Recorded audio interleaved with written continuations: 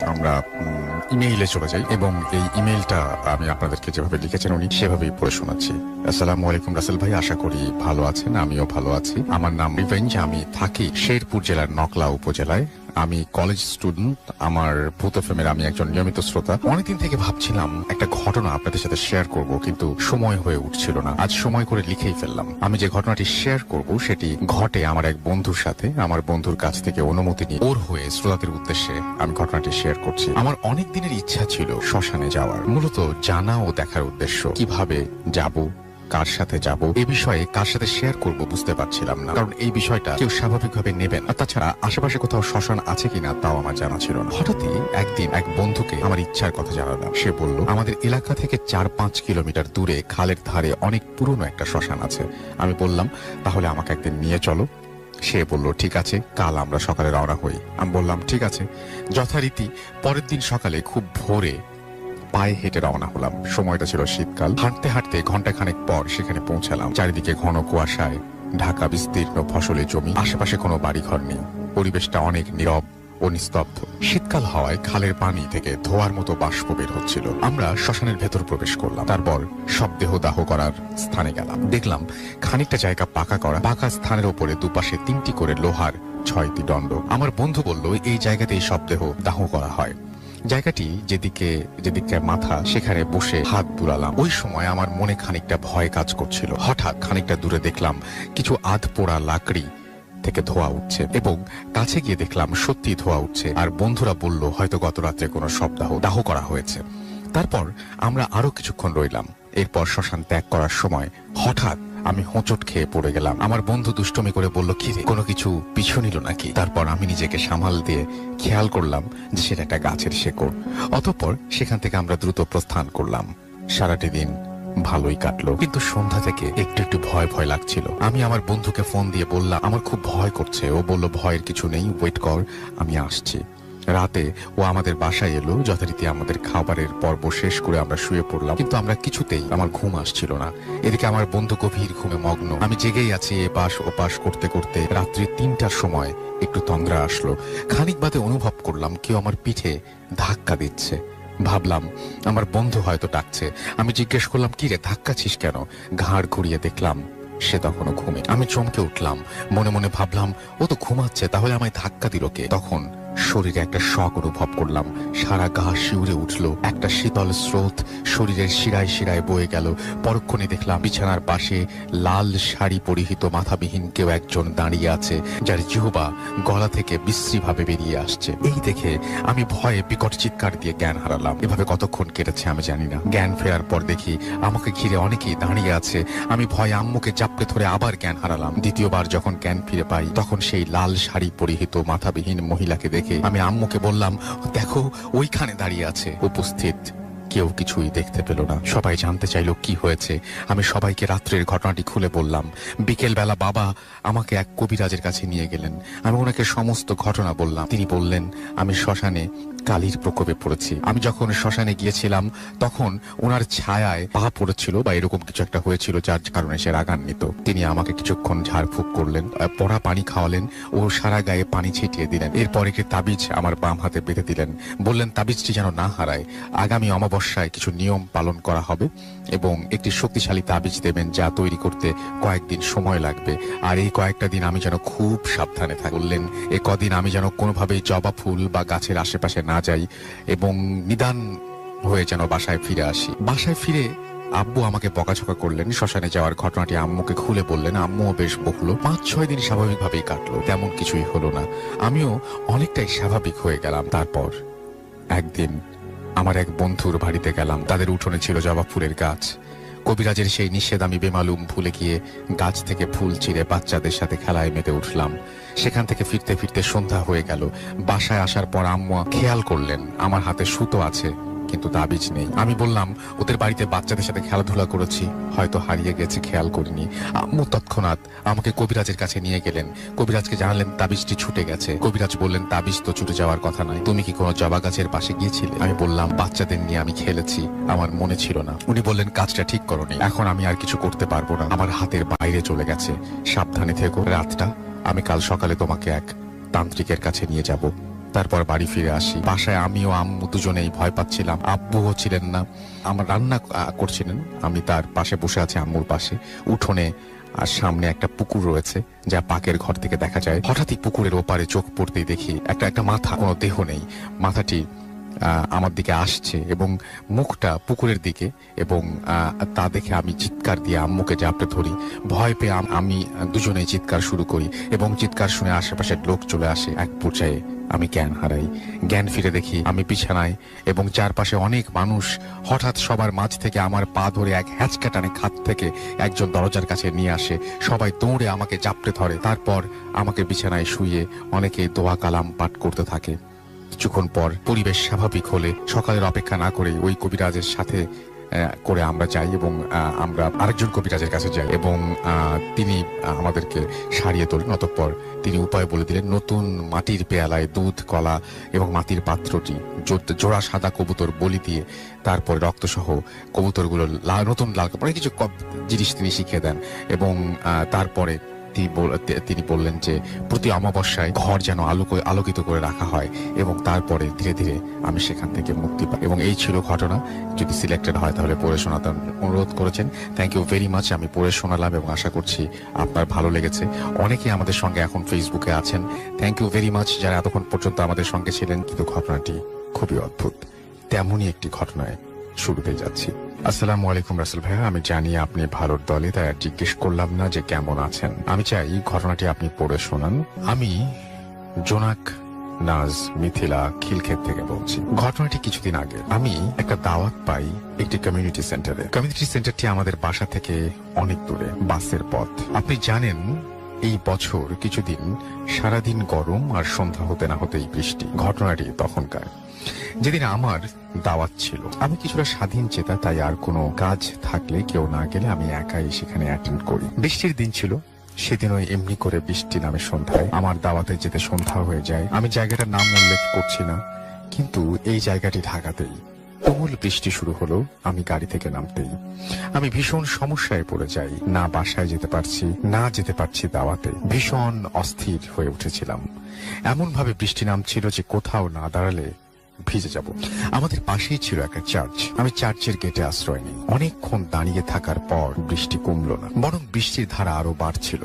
হঠাৎ চার্চের ভেতর থেকে একটি কুচকুচে কালো লোক বেরিয়ে এলো। আমি ভীষণ গম্ভীর এবং কর্কশ গলায় বলল, আপনি ভেতরে আসুন। বৃষ্টির বেগতিকতায় বৃষ্টির আঁচগুলো মারাত্মক ভাবে ছাটগুলো আমার গায়ে এসে লাগছিল। তবুও একা দাঁড়িয়ে থাকাতে ভেতরে যেতে ইচ্ছে করছিল না। উনি আবারও অনুরোধ করলেন যেন আমি ভিজে না যাই। তাই আর বেশি কিছু না ভেবে আমি ভেতরে চলে যাই। ভেতরে গিয়ে দেখি একটি কক্ষ, আকারে ছোট কিন্তু বসবার মতন কটি চেয়ার। আমি সেখানে বসলাম আর বৃষ্টি কমার অপেক্ষা করছিলাম। লোকটি আমাকে সেখানে রেখেই চলে গেলে আমি বসে আছি তো বসেই আছি। বৃষ্টি কমার কোনো সম্ভাবনা দেখছি না। রুমটি কেমন একটু গুমট ধরনের, অদ্ভুত গন্ধ, সাথে একটি কফিন। একটু ভয় করছিল যেহেতু ঘরের লোক ছিল না। আমি কফিনটা আস্তে করে খুললাম। কেউ নেই সেখানে। মনে একটু স্বস্তি পেলাম। হঠাৎ জানালার বাইরে দেখলাম বিজলির আলোতে স্পষ্ট দেখা যাচ্ছে একটি অবয়ব সোজা হয়ে দাঁড়িয়ে আছে। আমি বিষয়টি দেখে চমকে উঠেছিলাম, কিন্তু বিষয়টিকে অতটা পাত্তা দেয়নি। যদিও এটা মেনে নেওয়া সম্ভব না যে প্রচন্ড বৃষ্টিতে এভাবে সোজা হয়ে অন্ধকারে কেউ দাঁড়িয়ে থাকে, ভিজবে। যাই হোক, আমি মোবাইলের দিকে তাকিয়ে নেট ব্রাউজ করতে লাগলাম। হঠাৎ কেউ একজন এসে দরজায় কড়া নাড়ল। আমি সাথে সাথে জানালার দিকে তাকাই, কেউ নেই সেখানে। তাহলে যে দাঁড়িয়েছিল সেই কি আসলো? দরজা খুলতেই দেখি সেই কুচকুচে লোকটি। আমাকে বললেন, আপনার কোনো ভয় নেই, যতক্ষণ বৃষ্টি না কমে আপনি এখানেই থাকতে পারেন। বলেই লোকটি চলে গেল। আমার ঘুম ঘুম পাচ্ছিল। এত ঘুম কোনোদিনও আমার আসেনি। বিষয়টা বুঝতে পারছিলাম না। ব্যাগ থেকে ওয়াটার বটলটা বের করে একটু পানি দিলাম চোখে মুখে। হঠাৎ দেখি কফিন থেকে ধোঁয়া বেরোতে শুরু করলো। আমি চিৎকার দিয়ে উঠলাম, জোরে জোরে ধাক্কা দিলাম দরজা। কেউ সাড়া দিল না। হয়তো বৃষ্টির কারণে শুনতে পারছে না, কিন্তু আমার তো এখানে থাকাটাই মুশকিল হয়ে যাচ্ছে। কেউ আছেন বললাম আমি, আর কফিনটা খুলে গেল। ভেতর থেকে একটা অবয়ব, যাকে একটু আগে জানালার বাইরে দেখলাম, সেইটাই আমার সামনে এসে দাঁড়িয়েছে। আমি জ্ঞান হারালাম। যখন জ্ঞান ফিরল, আমি তখন ওই রুমের মেঝেতে। কুচকুচে লোকটি বলল, আপনার কি হয়েছিল? আমি সব ঘটনা তাকে বললাম। সে তখন বললেন, কি বলছেন? কোনো কফিন তো আজ এখানে ছিল না। তবে এই চার্চে গতকাল একটা আত্মহত্যা হয়েছিল, আর কফিনটা এই ঘরেই রাখা ছিল সারাটা দিন। এরপর আমি ওখান থেকে চলে আসলাম আর ভাবলাম আমার ওখানে যাওয়া মোটেও উচিত হয়নি। আমি বাসায় চলে এলাম, কিন্তু ঘটনাটি এখানেই শেষ হলো না। আমি প্রতিদিন রাতে ওই অবয়বটাকে দেখতে লাগলাম। সে খুবই ভয়ঙ্কর ভাবে আমাকে ডাকতো, সে আমার কাছে কি একটা চাইতো আর ডাকতো। আমি ভয়ে শুকিয়ে যাচ্ছিলাম। এদিকে আমার খাওয়া দাওয়ায় অরুচি শুরু হয়ে যায়। ছেড়েই দিয়েছিলাম বলতে গেলে। আমার বাসার লোক বিষয়টি বেগতিক দেখে আমাকে একজন হুজুরের কাছে নিয়ে গেলেন। তখন হুজুরটি বললেন, আমার সাথে একটি আত্মার ছায়া পড়েছে। সে যেই কারণে মারা গেছে তার সাথে কোনো মেয়ের ছলনা জড়িত ছিল। এজন্যই যখন তার আত্মা সদ্য দেহ ত্যাগ করেছে তখন খানিক সময়ের জন্য আমি ওই ঘরটিতে বসি, যে কারণে আত্মাটি একটা প্রতিহিংসা পরায়ণ হয়ে ওঠে আর চাইছে যে কেউ তার সাথে অন্য কোনো জগতে যাক। এরপর দীর্ঘ 27 দিন আমার সামনে পবিত্র সূরা পাঠ করা হয় আর অন্যান্য নিয়মগুলো পালন করা হয়। এরপর ধীরে ধীরে আমি সুস্থ হয়ে উঠি আর স্বপ্ন দেখাও বন্ধ হয়ে যায়। ঘটনাটি সম্পূর্ণ সত্যি। ভালো লাগলে পড়ে শোনাবেন। আল্লাহ হাফেজ। এরপরে তিনি তার ফোন নাম্বার দিয়েছেন। এই ছিল ঘটনা। আমি জানি না যে আপনাদের কতটা বিশ্বাস হবে বা যা কিছু আপনারা লিখতে পারেন ফেসবুকে, কিন্তু ঘটনাটি আমার কাছে খুবই অদ্ভুত লেগেছে। একটা ইমেল পড়ে আসবো এবং সেই ইমেলটিও আশা করছি আপনাদের ভালো লাগবে। তো যাই হোক, আমি এখন যে ঘটনাটি যাব সেটি আমাদের একজন লিসেনার আমাকে পাঠিয়েছেন এবং সেই ঘটনাটি আমি পড়ছি। আসসালামু আলাইকুম রাসেল ভাই, আশা করি ভালো আছেন। আমি সরওয়ার হোসেন শাহিন, মোবাইল নাম্বার তারপরে দিয়েছেন। তিনি একটি বেসরকারি প্রতিষ্ঠানে আছেন এবং তিনি বলছেন যে আমাদের অফিসের আশেপাশেই তার অফিস, সেটা তিনি জানিয়েছেন এবং তিনি বলেছেন যে স্টুডিওতে এসে তার ঘটনা বলা সম্ভব নয়। তিনি ভূত এফএমের একজন নিয়মিত শ্রোতা এবং তার বাড়ি লালমনিরহাট জেলা সদরের কোনো এক এলাকায়। কোনো এক কারণে এলাকার নাম তার কাছে গোপন রাখতে হলো। এবার আসি মূল ঘটনায়। ঘটনা 1995-96 সালে। তখন আমি ক্লাস 6 কি 7 এ পড়ি। আমাদের বাড়ি অদূরেই একটা বাড়ি ছিল লোকমান ভাইদের। লোকমান ভাই, ওনার স্ত্রী আর ছোট ভাই লিয়াকতকে নিয়েছিল ওনাদের পরিবার। লোকমান ভাই বিয়ে করার 7-8 বছর হয়ে গেলেও ওনাদের কোনো সন্তানাদি হচ্ছিল না। অনেক ডাক্তার কবিরাজ দেখিয়েও কোনো সুফল না পেয়ে হতাশায় ভুগতে থাকেন। লোকমান ভাই জেলা পরিষদের পিয়নের চাকরি করতেন এবং ওনার ছোট ভাই কলেজে পড়তেন, তাই ওনার স্ত্রী প্রায় সময় বাসায় একা থাকতেন। একদিন ভর দুপুর বেলা ওনার স্ত্রী রান্না করছিলেন। এমন সময় একটি পাগল বাড়িতে ঢুকে ওনার স্ত্রীকে বলে, মারে, আমি 3-4 দিন থেকে না খাওয়া, আমাকে একটু ভাত খেতে দিবি? ওই পাগলের ছেঁড়া নোংরা পোশাক আর শরীর থেকে পচা দুর্গন্ধ বেরোচ্ছিল, যেটা ওনার স্ত্রী সহ্য করতে পারছিলেন না। তারপরেও ওনার স্ত্রী ওই পাগলকে বললেন, ডাল আর করলা ভাজি হয়ে গেছে, শুধু মাছের তরকারিটা চুলোয়, আপনি মাদুরটা নিয়ে বসুন, অপেক্ষা করুন, আমি দিচ্ছি। পাগলটা বসতে বসতে বলল, মা, আমি মাছ খাই না, শুধু ডাল আর করলা ভাজি দে, ওতেই আমার চলবে। লোকমান ভাই স্ত্রী সবকিছু বেড়ে এনে ওনার সামনে দিলেন, হাত ধোয়ার পানি দিলেন, কিন্তু পাগলটা হাত না ধুয়েই খাওয়া শুরু করলো। পাতিল থেকে ভাত বেড়ে দিচ্ছিলেন, পাগলটা খেয়েই চলছে। একসময় পাতিলের ভাত প্রায় শেষ। পাগলটা বলল, পেট ভরে গেছে মা, আর খাবো না, আমাকে যে সব ভাত বেড়ে দিলি, এখন তোরা কি খাবি? লোকমান ভাইয়ের স্ত্রী বললেন, সমস্যা নেই বাবা, ঘরে চাল আছে, আমি আবার রান্না বসিয়ে দেব, আপনি আর একটু ভাত নিন। পাগলটা হাত ধুতে ধুতে বলল, তোর কোনো সন্তান নেই তাই না? লোকমান ভাইয়ের স্ত্রী অবাক হয়ে বললেন, না, নেই, কিন্তু আপনি জানলেন কি করে? পাগলটা কোনো জবাব না দিয়ে উঠে দাঁড়িয়ে বলল, ফজরের নামাজ শেষে তুই আর তোর স্বামী মিলে ওদের কুল বড়ই গাছটায় ঝাঁকুনি দিবি, দেখবি একটি কুল পড়বে, আর ওটা দুজনে ভাগ করে খাবি। লোকমান ভাইয়ের স্ত্রী বললেন, বাবা, এখন তো কুলের সিজন না, কি করে কুল পড়বে? পাগলটা ধমকে সরে বলল, তোকে যা করতে বলছি তাই করবি, আর এই কথা বল তুই তোর স্বামী ছাড়া আর কাউকে জানতে দিবি না। তোর ছেলে মেয়ে যেটাই হোক 12 বছর পর্যন্ত খুব চোখে চোখে সাবধানে রাখবি। এই বলে পাগলটা চলে গেল। কিন্তু আশ্চর্যের বিষয় হলো, লোকমান ভাইয়ের স্ত্রী যখন ভাতের পাতিল থেকে যা খাওয়া সামান্য ভাত বেড়ে আবার রান্না করতে যাবে, তখনই দেখতে পান ভাত পাতিল ভরা, এমনকি ডাল, করলা ভাজি সব ঠিক আছে, যেমনটি পাগলটা আসার সময় ছিল। উনি নিজের চোখকেই বিশ্বাস করতে পারছিলেন। যাই হোক, রাতে তার স্বামীকে সব খুলে বলেন। লোকমান ভাই হেসে উড়িয়ে দিয়ে বললেন, তুমি স্বপ্ন দেখেছ হয়তো। ওনারা দুজনেই ছিলেন 5 ওয়াক্ত নামাজ। ফজরের নামাজ শেষে লোকমান ভাই ওনার স্ত্রীকে নিয়ে কুল গাছের নিচে গিয়ে সত্যিই ঝাঁকুনি দিতেই একটি বড় আকৃতির কুল ঝরে পড়ে এবং দুজনে আশ্চর্য হয়ে যায়, কারণ এখন বর্ষাকাল, কুলের সিজন নয়। দুজনে সমান ভাগ করে কুলটা খায়। এই কুল যেন গাছের কুলের মতো না, এটা অনেক সুস্বাদু, মিষ্টি এবং সুগন্ধযুক্ত। এমন ফল আগে কখনো খায়নি ওরা। 2 মাস যেতে না যেতেই স্ত্রী টের পেলেন উনি সন্তান সম্ভবা। ওনার স্বামীকে বললেন যে ওনার স্বামী পরীক্ষা করার জন্য ডাক্তারের কাছে নিয়ে গেলেন। ডাক্তার সব পরীক্ষা করে বললেন, মিষ্টি খাওয়ান, আপনারা তো বাবা মা হতে চলেছেন। দিন যায়, মাস যায়। একদিন ওনার স্ত্রী ফুটফুটে এক কন্যা সন্তানের জন্ম দিলেন। মেয়ের ডাক নাম রাখা হলো লামিয়া। পরম আদর ভালোবাসায় বেড়ে উঠতে লাগলো মেয়েটা। কিন্তু মেয়েটা ছিল ভীষণ চঞ্চল, এক জায়গায় স্থির থাকতে চাইতো না। হামাগুড়ি দিয়ে মুহূর্তেই বাড়ির আঙিনায় এ পাশ থেকে ও পাশে চলে যেত। যেহেতু লোকমান ভাইয়ের স্ত্রী একাই বাসায় থাকতেন আর ওনাকে বাড়ির কাজে এদিক সেদিক যেতে হতো, ওর ওপর বাড়তি নজর রাখার জন্য কোমরে একটা পিতলের ঝুনঝুনি বেঁধে দেওয়া হয়েছিল। এবং এখন যেখানেই সে যায় ঝুনঝুন শব্দ হতে থাকে এবং লামিয়াকে খুঁজে পেতে আর সমস্যা হয় না। এভাবেই দিন কাটতে থাকে। লামিয়াও হাঁটতে শিখে যায়, বাড়ির আনাচে কানাচে ঘুরে বেড়ায়, ওর সমবয়সী শিশুদের সাথে বাগানে খেলা করে। একদিন সন্ধ্যার আগে লামিয়াকে খুঁজে পাওয়া যাচ্ছিল না। ওদের বাড়ির পেছনে একটা পুকুর ছিল, ওই পুকুরেই পাওয়া গেল লামিয়ার মরদেহ। বাসায় কান্নাকাটি শোকের ছায়া নেমে এলো এলাকা জুড়ে। লোকমান ভাইয়ের স্ত্রী তখন ছিলেন 5-6 মাসের সন্তান সম্ভবা। মেয়ে হারানোর শোকে বারবার জ্ঞান হারাচ্ছিলেন। গর্ভের সন্তানের কথা চিন্তা করে ওনাকে হাসপাতালে ভর্তি করানো হলো। লোকমান ভাইয়ের কান্নাও যেন থামছে না। ওনার স্ত্রী হাসপাতালে থাকায় শেষবারের মতো মেয়েকে আর দেখার সুযোগ পান। তাই লামিয়ার কবর ওই বাগানের এক কোণে পুকুর পাড়ে দেয়া হয়। ওনাদের বাড়ি ঘরটা ছোট বড় গাছে ভরা। দিনের বেলা যত সুন্দর, রাত তার চেয়ে ভয়ঙ্কর। 6-7 দিন পর ওনার স্ত্রীকে হাসপাতাল থেকে নিয়ে আসা হয়। ওনার স্ত্রী প্রায় সব সময়ই ওই কবরের পাশে গিয়ে কান্না করে আর প্রতিবেশীরা সান্ত্বনা দিয়ে তাকে নিয়ে আসে। 1 মাস কেটে যায়। মেয়ে হারানোর শোক কিছুটা ভুলে গেছেন ওনারা। একদিন রাত আনুমানিক 2:30 থেকে 3টা হবে। হঠাৎ লোকমান ভাইয়ের স্ত্রীর ঘুম ভেঙে যায়। ওনার কানে ঝুনঝুনির ঝুনঝুন ঝুনঝুন শব্দ ভেসে আসে। মনে হয় বাড়ির আঙিনায় ঝুনঝুনি পড়ে কেউ হাঁটছে, ঠিক যেমন লামিয়া হাঁটতো। উনি ভালো করে শব্দটা শোনার চেষ্টা করে। একবার উঠোনের এপাশে আর একবার ওপাশে যাচ্ছে শব্দটা। ওনার সারা গায়ে কাঁটা দিয়ে ওঠে। উনি ভাবেন দরজা খুলে দেখবেন নাকি। এক সময় ওনার স্বামীকে ডেকে তুলে বললেন, হেই, তুমি কি শুনছো? লোকমান ভাই চোখ কসলাতে কসলাতে বললেন, কি শুনবো, কি হয়েছে?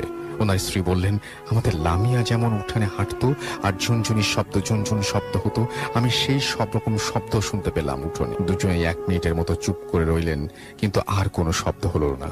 লোকমান ভাই বললেন, মেয়ের শোক তুমি এখনো ভুলতে পারোনি, তাই তোমার কাছে এমনটা মনে হয়েছে। ওনার স্ত্রীও ভাবলেন, হয়তো হতে পারে ভুল শুনেছি। এরপর 3-4 দিন পর আবারও একদিন রাতে ওনার স্ত্রীর সাথে এমনটা হলো, কিন্তু ওই দিন আর স্বামীকে কিছু বললেন। উনি সাহস করে দরজা খুলতেও ভয় পাচ্ছেন, যদি কিছু দেখে ফেলেন তখন হয়তো গর্ভের সন্তান ক্ষতি হতে পারে। এভাবেই রাতেই ওনার স্ত্রী ঝুনঝুন শব্দটা শুনতে পায়। একটু ভয় লাগলেও ওনার কাছে শব্দটা শোনা একটা নেশার মতো হয়ে যায়। কিন্তু তার স্বামীকে আর তিনি সেটা বলেন না। তখন ওই এলাকায় বিদ্যুৎ পৌঁছায়নি। ওনাদের বাথরুমটা বাগানের এক পাশে ছিল। রাতে প্রকৃতির ডাকে সাড়া দেবার দিতে হলে ওনারা ওনার স্বামীকে নিয়ে যেতেন, কিন্তু কোনোদিন কিছু দেখেননি। একদিন রাতে লোকমান ভাইয়ের বাথরুম যাবার প্রয়োজন হয়। বাগান দিয়ে ঢুকতেই কুল গাছটা চোখে পড়ে যায়। ওই কুল গাছে লামিয়ার জন্য একটা দোলনা। লোকমান ভাই বলে, আজ আমিও ঝুনঝুনির শব্দ শুনতে পেয়েছি। ওনার স্ত্রী ভয় পায়, ভয় পাবে বলে তাই দোলনার কথাটা আর বলে না।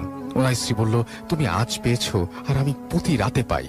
একদিন কাজ বেশি থাকায় লোকমান ভাইয়ের বাসায় আসতে রাত 8টার মতো বেজে যায়। তিনি সাইকেল থেকে নেমে গেট দিয়ে বাসায় প্রবেশ করতেই দেখতে পারেন একটা বাচ্চা মানুষের মতো ছায়া উঠোনের মাঝখানে দৌড়ে বাগানের দিকে চলে গেল। তিনি কোনো মতে সাইকেল রেখে ঢুকে যায়, স্ত্রীকে কিছু বলে না। একদিন রাতে খাবার সময় লোকমান ভাই তার ছোট ভাই বলে সেও নাকি উঠোনে ঝুনঝুনির শব্দ শুনতে পায়। জানালা খুলে দেখে কিছুই নেই। ওনারা ভয় পাবে বলে লোকমান ভাই ওর কথায় পাত্তা দেয় না। লোকমান ভাইদের বাগানের পাশে আয়নাল হক চাচাদের বাসা ছিল। একদিন আয়নাল হক চাচা লোকমান ভাইকে কথায় কথায় বলেন, লোকমান, তোমরা কি রাতে মোমবাতি নিয়ে বাথরুমে যাও? তোমার না টর্চ আছে, ওটা নিয়ে যাবে।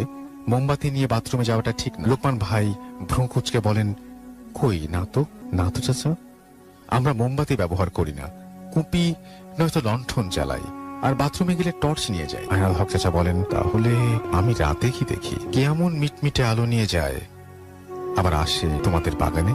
লোকমান ভাই আগ্রহের সাথে জানতে চায়, একটু খুলে বলবেন কি চাচা?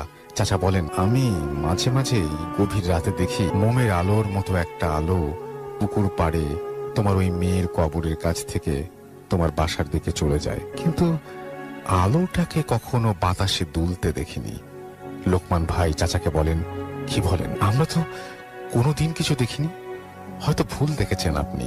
এই বলে চলে যায় লোকমান ভাই, কিন্তু তার মনে চলে আসে অজানা ভয়। একদিন রাতে দরজা ধাক্কানোর শব্দে স্বামী স্ত্রী দুজনেরই ঘুম ভেঙে যায়। লোকমান ভাই ভাঙা ভাঙা কণ্ঠে বলেন, কে কে দরজা ধাক্কা দেয়? ওপাশ থেকে কান্না মাখা কণ্ঠে আওয়াজ আসে, আব্বু, আমি লামিয়া। দরজা খোলো, তোমরা আমাকে বাইরে রেখো কেন? আমার আমার খুব কষ্ট হয়। আমার দোলনা খুলেছ কেন? স্বামী স্ত্রী দুজনেই শুনতে পায়। দুজন দুজনের দিকে তাকিয়ে থাকে কিছুক্ষণ। লোকমান ভাই সাহস করে উঠে দরজা খুলতেই দেখতে পায় একটা ছায়া বাগানের দিকে চলে গেল। সেদিন রাতে আর ঘুম হয় না। ফজরের নামাজ শেষে মসজিদের ইমাম সাহেবকে সবকিছু খুলে বলে। পরদিন বিকেলে ইমাম সাহেব এসে পানি পড়ে বাড়ির চারিদিকে ছিটিয়ে দিয়ে যায়। তারপর 2-3 মাস আর কিছু হয় না। সবাই সবকিছু ভুলে গেছে। আর ঘটনাটা এখানেই শেষ হলে ভালো হতো, কিন্তু না। লোকমান ভাইয়ের শাশুড়ি বাড়িতে আসেন। এদিকে ওনার স্ত্রীর সন্তান প্রসব করার সময় হয়। ওনাকে হাসপাতালে ভর্তি করা হয়। রাত 1:30 হবে। লোকমান ভাইয়ের স্ত্রী আবারও একটি কন্যা সন্তান প্রসব করেন। সবাই হাসপাতাল থেকে যায়, কিন্তু বাড়ি পাহারা দেওয়ার জন্য লোকমান ভাই ওনার ছোট ভাই লিয়াকতকে বাসায় যেতে বলেন। হাসপাতাল থেকে বাসায় আসতে লিয়াকতের 1 ঘন্টার মতো সময় লাগে। ফজরের নামাজ শেষে লোকমান ভাই যখন বাসায় আসেন, তখন দেখতে পান ওনার ছোট ভাই উঠোনে পড়ে আছেন। পানি ছিটিয়ে জ্ঞান ফেরানো হয় লিয়াকতের শরীরে তখন অনেক জ্বর। জানতে চায় ওর কি হয়েছিল। লিয়াকত বলে, আমি যখন বাসায় ঢুকি তখন দেখতে পাই আমাদের ঘরের দরজার সামনে ছোট একটি মেয়ে দাঁড়ানো। আমি কে ওখানে বলতেই যখন আমার দিকে ঘুরে দাঁড়ায়, তখন দেখি ওটা লামিয়া। ওর মুখটা পুকুর থেকে তোলার সময় যেমন ফ্যাকাশে ছিল ওই রকমই আছে। আমার দিকে হাত বাড়িয়ে দিয়ে বলছিল কোলে নিতে। আমার আর কিছু মনে নেই। লিয়াকতের জ্বর 4-5 দিন ছিল, কিন্তু জ্বর ভালো হয়ে গেলেও রাতে স্বপ্ন দেখতো ওই ঘটনা আর চিৎকার দিয়ে উঠতো।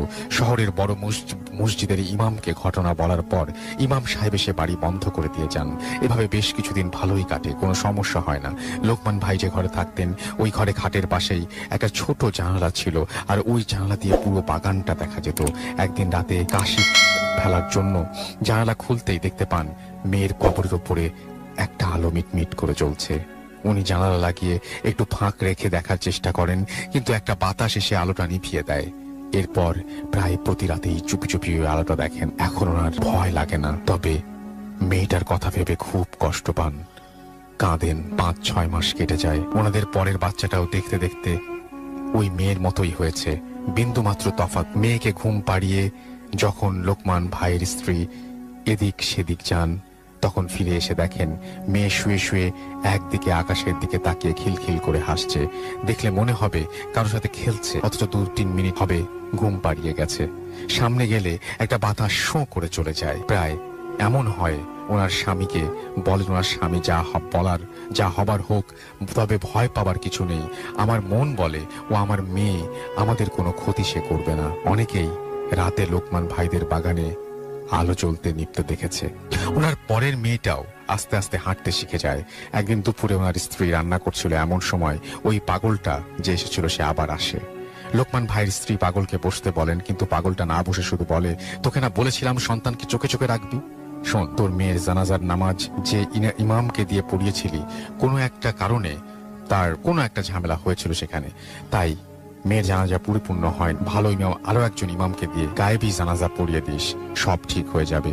এই বলে পাগলটা চলে যায়। পরে জানাজা পড়ানো হয় এবং সব ঠিক হয়ে যায়, আর কোনো সমস্যা হয় না। পরে যে মেয়ে হয় সেও বড় হয়ে যায়, বিয়ে হয়ে যায়। এখন অবশ্য তারা ওই বাড়ি বিক্রি করে অন্য জায়গায় চলে গেছে। সম্পূর্ণ সত্য একটা ঘটনা। যতটুকু নিজে দেখেছি তার চেয়ে আমার মা বাবার মুখে শুনেছি ভালোভাবে। এলাকার মুরব্বী যারা ছিলেন সবাই এই ঘটনা জানেন। হয়তো গুছিয়ে লিখতে পারিনি, ভালো লাগলে শ্রোতাদের পড়ে শোনাবেন। আমার কাছে আরো ঘটনা রয়েছে, সময় পেলে পাঠিয়ে দেব।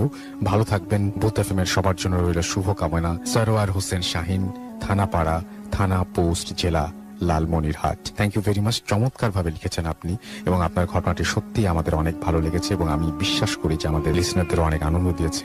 আমি চলে যাচ্ছি একটা ইমেইলে এখন, এবং এই ইমেলটি পাঠিয়েছেন আমাদের একজন লিসেনার, এবং তিনি লিখছেন যে ঘটনাটি 2000 সালে ঘটে যাওয়া। আমরা তখন মগবাজারে থাকতাম। কিছুটা সামনে আমাদের নিজ বাসা থাকা সত্ত্বেও আমার বড় চাচার বাসায় জয়েন্ট ফ্যামিলির মতো সবাই একসাথে থাকতাম। খুব সুন্দর দিনগুলো কাটছিল আমাদের। আমি তখন ছোট, ক্লাস 6-এ পড়ি। আমার দুই ভাই বোনদের মধ্যে আমি একাই। আমার ছোট চাচা একটু পাগল ও ফকির বিশ্বাস করতেন, আর আমার মা ফকির ও এতিমদের খাওয়াতে ভালোবাসতেন। একদিন হঠাৎ করে রাস্তা থেকে আমার চাচা একজন লোক নিয়ে আসলেন। ঠিক পাগল বলা যাবে না, আবার ফকিরও বলা যাবে না। তার পরনে ছিল কালো জুব্বা ধরনের কাপড়, গলায় অনেক তসবিহ এবং হাতে ছিল একটা লাঠি। বুড়ো মানুষদের হাতে যেমন লাঠি থাকে তেমন, কিন্তু আমার পুরোপুরি মনে হচ্ছিল তার বয়স খুব বেশি একটা ছিল না, আর চুল দাড়ি সবই ছিল কাঁচা। আনুমানিক বয়স হিসেব করতে গেলে 35 থেকে 40-এর মধ্যে। ওনাকে আমার মা বাড়ির কোথায় জানতে চাইলেন। তখন উনি উত্তর দিলেন, পাগলদের কোনো বাড়ি ঘর থাকে না। আমার মা যখন চিন্তা করলেন যে ওনাকে ভাত খাওয়াবেন, তখন ওই লোকটাই বলে উঠলেন যে উনি কিছু খাবেন না, তার কোনো ক্ষুধা নেই। আর ওই লোকটা আমার মা আর বোনের মুখের দিকে তাকিয়ে থাকেন এবং কিছুক্ষণ পরে আমার মাকে বললেন যে তুই অনেক ভালো মনের মানুষ, কিন্তু তোর সামনে অনেক বিপদ, তোর কষ্ট হবে। আমার মা ব্যাপারটা বেশি গুরুত্ব দিল না। পরে আমার বড় বোন কেউ বলল একই কথা। আমার বড় বোনের মাথায় একটু চিন্তা ঢুকে গেল, আর আমার ছোট চাচাকে বলল যে তুই খুব ভালো মনের মানুষ, পরোপকারী, তুই কিন্তু মানুষের উপকার করতে গিয়ে নিজেই বিপদে পড়বি। এত সব শোনার পরে আমরা সবাই একটু চিন্তায় পড়ে যাই। এবং আর এদিকে আমাদের বাসায় আমরা বাবার বাসায় ফেরার সময় হয়ে উঠেছে, এবং আমার বাবা ফকির কবিরাজ একদমই পছন্দ করতেন না। আমার মা তাড়াহুড়া করে ওনাকে বিদায় করে দেওয়ার জন্য ব্যস্ত হয়ে উঠলেন এবং একবার বললেন ভাত খেতে, উনি বললেন খাবেন না, উল্টো আমাদের খাওয়াবেন। আমার মাকে বললেন যে হা করতে। যথারীতি আমার মা হা করলেন। তিনি হাত থেকে কিছু একটা নিয়ে মায়ের মুখে দিলেন এবং খেতে বললেন। আমার বড় বোনকেও হা করতে বললেন এবং কিছু একটা খেতে দিলেন। আমরা সবাই দেখছিলাম ওনার হাতে কিছু নেই, কিন্তু মুঠ করছেন এবং কিছু একটা খেতে দিচ্ছেন। এরপর আমি বললাম যে আমাকেও খাওয়াতে হবে। এক প্রকার জোর শুরু করলাম। হেসে বলল তুই খাবি, ঠিক আছে হা কর। আমি খাওয়ার থেকে বেশি আগ্রহী ছিলাম দেখার জন্য কোথা থেকে কি হচ্ছে, খাবার আসছে কোথা থেকে। আমি দেখছিলাম হাত মুঠ করার সময় হাতে কিছু নেই, মুঠ খুলতেই হাতের মুঠের মাঝখান থেকে ঠিক বুড়ো আঙ্গুল এবং তর্জমার আঙ্গুলের মাঝখানে হাতের পাতা থেকে লাল রঙের চেরি ফলের মতো কিছু একটা বের হচ্ছে এবং আমার মুখে দিলেন তিনি এবং বললেন যে কি ফল এটা বলতে পারবি? তখন চেরি ফলের নামটা আমার মাথায় আসলো না। এর মধ্যে সবার কাছ থেকে বিদায় নিলেন তিনি এবং ওনাকে বিদায় দেওয়ার জন্য আমরা তাড়াহুড়া করছিলাম, কারণ আমার বাবার বাসায় ফেরার সময় হয়ে উঠেছে। উনি বাসার মেইন গেট দিয়ে বের হলেন। তখন আমার বড় বোন কৌতূহল শুরু হলো তার, এবং কিসের একটা বিপদ সেটা জানতে চাইলেন। সাথে সাথে আমাকে আবার তাকে ডাকতে পাঠালেন। আমি দৌড়ে গেটে সামনে গিয়ে দেখি কেউ নেই। আমাদের বাসার বাইরে গেটের রাস্তার গলির বেশ লম্বা একটা জায়গা এবং যেতে প্রায় 1 মিনিটের মতো সময় লাগবেই। আমাদের মাঝখানে আমার খুব বেশি 10 সেকেন্ডের একটা গ্যাপ ছিল। এই অল্প সময়ে পার হওয়াটা সম্ভব না। যাই হোক, আমি ওই গলিটা পুরোটাই দৌড়ে পার হয়ে মেইন রোডে উঠে দেখি তাকে খোঁজার জন্য ডানে বায়ে তাকিয়ে থাকি এবং পাই না। বাসায় ফিরে আসি। এরপর সময়ের ব্যবধানে ঘটতে থাকে আমাদের সাথে নানান রকমের ঘটনা। কিছুদিন পর আমার ছোট চাচা মিথ্যা খুনের মামলায় ফেঁসে যান। বড় বোনের বিয়ে হয়। আমার দুলাভাই তাকে নিয়ে যায় ইউরোপে এবং বড় বোন অনেক বড় বড় বিপদের সম্মুখীন হন সেখানে। এর কয়েক বছর পর আমাদের নিজস্ব বাড়ি সেখানে ভেঙে ফেলা হয় কোনো একটা কারণে, এবং সেখানে আমাদের বাড়ি থেকে উঠে চলে আসতে হয়। এবং কিছুদিন পর আমার বাবার ফুসফুসের ক্যান্সার ধরা পড়ে এবং তিনি মারা যান। এর কিছুদিন পর আমার বড় দুলাভাইও ব্রেন টিউমারে আক্রান্ত হন এবং মারা যান। আরেকটা কথা বলতে ভুলে গেছি, এর মাঝে দীর্ঘ কয়েক বছর আমার মা অনেক অসুস্থ ছিলেন এবং সবশেষে তিনিও মারা যান। আর এসব বেদনাময় ঘটনার প্রত্যক্ষদর্শী আমরা 3 ভাই বোন। আমাদের জন্য আপনারা সবাই দোয়া করবেন, আল্লাহ যেন আমাদের ভালো রাখেন। আমাদের কাছে আরো কিছু ঘটনা আছে, পরে সময় পেলে সেটা শেয়ার করবো। ভূত ফোনের সকল লিসনারকে তারপরে তিনি ধন্যবাদ জানিয়েছেন। ভালো থাকুন এবং আপনাদের জন্য অনেক দোয়া থাকুন। Bhoot FM. The night comes alive with Grameenphone.